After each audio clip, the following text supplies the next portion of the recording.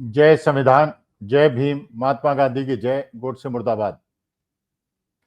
देखिए मोदी जी, माननीय मोदी जी, देश के प्रधानमंत्री मोदी जी, मैं आपसे निवेदन करता हूं कि सेना की बातों का जवाब दो। आपको याद होगा, पढ़ा होगा आपने कि महाभारत के युद्ध में भगवान श्री कृष्ण ने स्ट्रेटेजी अपनाते हुए सारे धुरंधर जो थे कौरव पक्ष के, उनको मरवाया था। चाहे वो द्रोणाचार्य हों, चाहे कृपाचार्य हों, चाहे भीष्म पितामह हों, चाहे दुर्योधन हो। और सबसे ज्यादा जो बात फेमस हुई थी वो भीष्म पितामह के लिए हुई थी कि भीष्म पितामह ने प्रतिज्ञा ली थी और एक यह बात यह भी कही थी कि मैं महिलाओं पे, नारियों पे हाथ नहीं उठाऊंगा। इसीलिए एक नारी को, अर्ध नारी को सामने ढाल बनाकर भीष्म पितामह पे वार किया गया और भीष्म पितामह की हत्या की गई। मैं इसके आगे नहीं बोलूंगा वरना किसी की भावना को ठेस न पहुंचे, इसलिए नहीं बोलूंगा। लेकिन वही रणनीति भारतवर्ष ने भी अपनाई और वही रणनीति अमेरिका ने भी अपनाई। अमेरिका के अंदर जब ये इजराइल और ईरान का युद्ध हुआ तो वहां भी डोनाल्ड ट्रंप ने सेना के अधिकारियों को सामने बिठा दिया और सेना के अधिकारियों से वक्तव्य दिलाया। कारण ये कि हमारे देश या विश्व में किसी भी देश के जनसंख्या ये मानती है कि उनका एहसान उन पे किया है देश की सेना ने, जिन्होंने अपना प्राण न्यौछावर करने की कसम खाते हुए देश की सीमाओं की रक्षा की है और आतंकवादी और विरोधी शक्तियों को नष्ट किया है। ये अमेरिका के लिए भी सही बात है और ये भारतवर्ष के लिए भी सही बात है। भारतवर्ष के अंदर तो हम लोग सेना को बहुत ही ज्यादा सम्मान देते हैं और सेना के खिलाफ हम लोग कोई बात पसंद नहीं करते और ऐसे लोगों को भी पसंद नहीं करते जो सेना के खिलाफ कोई बात करे। इसी तथ्य को रणनीति बनाते हुए माननीय मोदी जी ने हर बार सेना को ढाल बनाया और उसके माध्यम से विपक्षियों को घात करने का, प्रतिघात करने का मौका लिया। जैसे आपको याद होगा, जब पुलवामा की घटना घटी, पुलवामा घटना के बाद फिर एक सर्जिकल स्ट्राइक हुई, जो ये कहा गया कि भारत ने पाकिस्तान पीओके के अंदर जो टेररिस्ट कैंप्स थे उनके ऊपर आक्रमण किया और वहां बहुत ज्यादा उनको तहस नहस कर दिया। अच्छा, ये बात अगर किसी राजनीतिज्ञ ने कही होती तो इस बात पे विरोध किया जा सकता था, क्योंकि राजनीतिक लोग एक दूसरे के खिलाफ बोल सकते हैं। लेकिन मोदी जी ने जो रणनीति अपनाई, उन्होंने सेना के अधिकारियों को सामने किया और ये बात सेना के अधिकारियों से कहलवाई कि हमने सर्जिकल स्ट्राइक किया और पाकिस्तान के आतंकवादी ठिकानों को हमने नष्ट कर दिया। अब सवाल यह है कि वही महाभारत वाली स्थिति पैदा हो गई।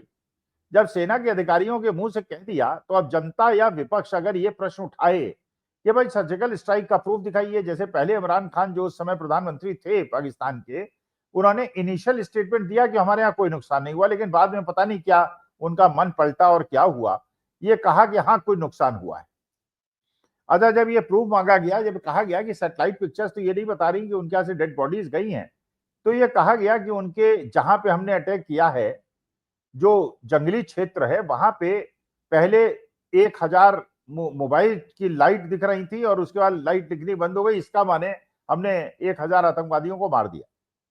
मतलब इस तरह की, लेकिन क्योंकि सेना ने एक बात कही थी, सेना ने कहा था कि हमने सर्जिकल स्ट्राइक की है।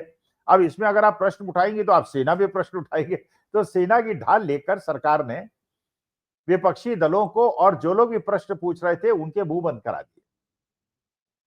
अच्छा, अब इसके बाद अब ये पहलगांव की घटना हुई। पहलगांव की घटना में जो मूल प्रश्न था, लोगों ने पूछा कि भाई जब वहां पे आप जानते हैं कि कश्मीर की टोटल इकोनॉमी है वो टूरिज्म से चलती है, वहां के लोग यही 4-5 महीने का वेट करते हैं कि गर्मी आएगी, लोग आएंगे, पर्यटक आएंगे, पूरे विश्व से आएंगे, पैसा खर्च करेंगे, होटल बुकिंग होगी, टूरिस्ट आएंगे तो टैक्सी वालों की इनकम होगी, रेस्टोरेंट्स की इनकम होगी और बाकी अखरोट बेचने वाले, बादाम बेचने वाले जैसे हैं उनको भी फायदा होगा। लेकिन ये जब पता था सरकार को कि कितना महत्वपूर्ण टूरिज्म का बिजनेस है कश्मीर के लिए, वहां पे जब पता था कि पहलगांव के अंदर 2000 टूरिस्ट मौजूद है और वहां पे किसी प्रकार की सुरक्षा व्यवस्था नहीं कराई गई, सुरक्षा व्यवस्था में चूक होने की वजह से वहां आतंकवादी आए और उन्होंने 26 यात्रियों की हत्या की और भाग गए और अभी तक उनका पता नहीं चला कि वो कहां गए। ना कोई जांच हुई, पता चलाने का प्रयास हुआ।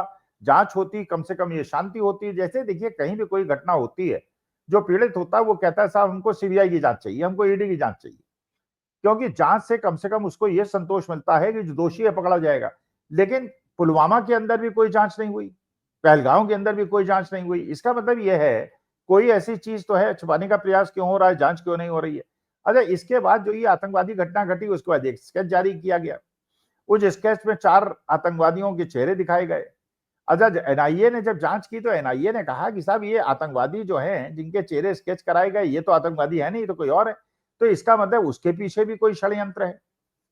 अच्छा, जांच इस बात की पूरी होनी चाहिए थी कि सुरक्षा में कमी क्यों हुई और क्या उसके पीछे कोई राज है, वो किसके आदेश पे ऐसा हुआ। जैसे आपको याद होगा एक गुजरात निवासी थे, उनका नाम था कोई पटेल थे, और वो Z+ सिक्योरिटी लेके कश्मीर के सेंसिटिव एरियाज में घूमते रहे, वो उत्तराखंड के सेंसिटिव एरियाज में घूमते रहे, और बाद में ये पता चला कि वो तो फ्रॉड आदमी थे, उनको Z+ सिक्योरिटी कैसे मिल गई। तो ये प्रश्न दब गया, ये प्रश्न दब गया कि उनको Z+ सिक्योरिटी किसकी संस्तुति में मिली, जब पूरे हिंदुस्तान में केवल 50 लोग ऐसे हैं जिनको Z+ सिक्योरिटी मिली है, तो किसी फ्रॉड आदमी को Z+ सिक्योरिटी कैसे मिल गई और किसके पत्र में मिली, किसकी कमजोरी थी। अगर उससे कोई बहुत बड़ी घटना हो गई होती, जैसे पुलवामा के अंदर हुई थी, तो उसका क्या होता।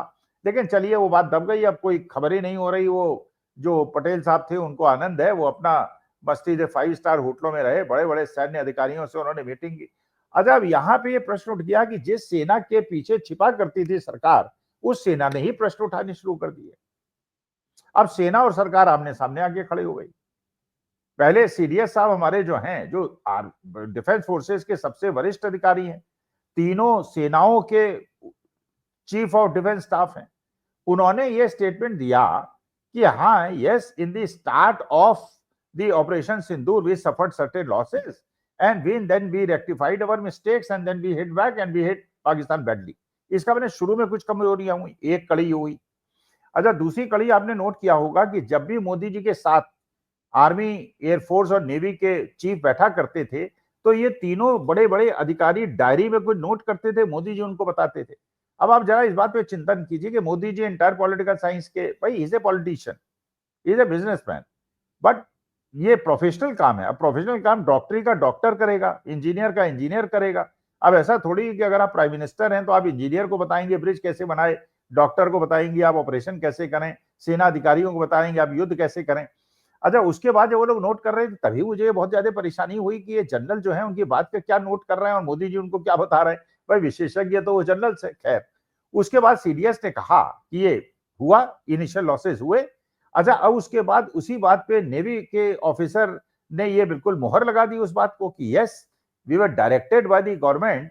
जो राजनीतिक हमारे आका है उन्होंने डायरेक्शन दिया था कि आप जो है केवल आतंकवादी ठिकानों पे आक्रमण करेंगे और उनके सैन्य ठिकानों पे आक्रमण नहीं करेंगे, जिसकी वजह से हमारे कुछ प्लेयर्स को नुकसान हुआ। और उसके बाद जब हमें खुली छूट दी गई तो हमने फिर हिट बैक किया। इसका मतलब यह है कि सरकार हमको जो बहकाती रही और सरकार ये कहती रही कि सेना को हमने खुली छूट दे रखी थी और कांग्रेस के जमाने में नहीं मिलती थी, वो बात झूठी थी।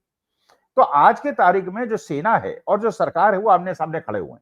अच्छा, सरकार इस बात का जवाब नहीं दे रही, ना वो सीडीएस की बात का जवाब दे रही है, ना वो नेवी ऑफिसर जो है उनकी बात का जवाब दे रही है कि जो बात वो कह रहे हैं कि उनको खुली छूट नहीं दी गई थी और सरकार का निर्देश था। अरे भाई, सामने से अगर कोई फाइटर प्लेन आ रहा है पाकिस्तान का या कोई ड्रोन आ रहा है या मिसाइल आ रहा है तो उसको हिट बैक करना तो हाथ खुले छोड़ देने चाहिए थे।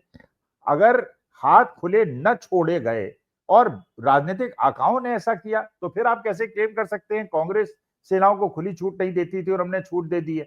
इसका मतलब यह है कि आज के तारीख में जो छिपने की जगह थी सरकार के पास कि वो सेना के पीछे छिप जाती थी, सेना ने ही प्रश्न उठाने शुरू कर दिए।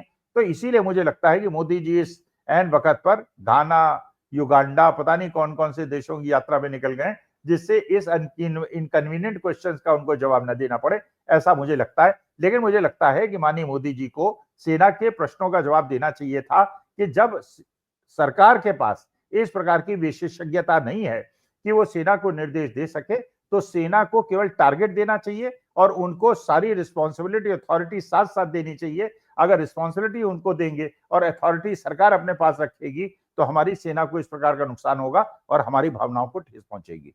नमस्कार, धन्यवाद और प्रणाम।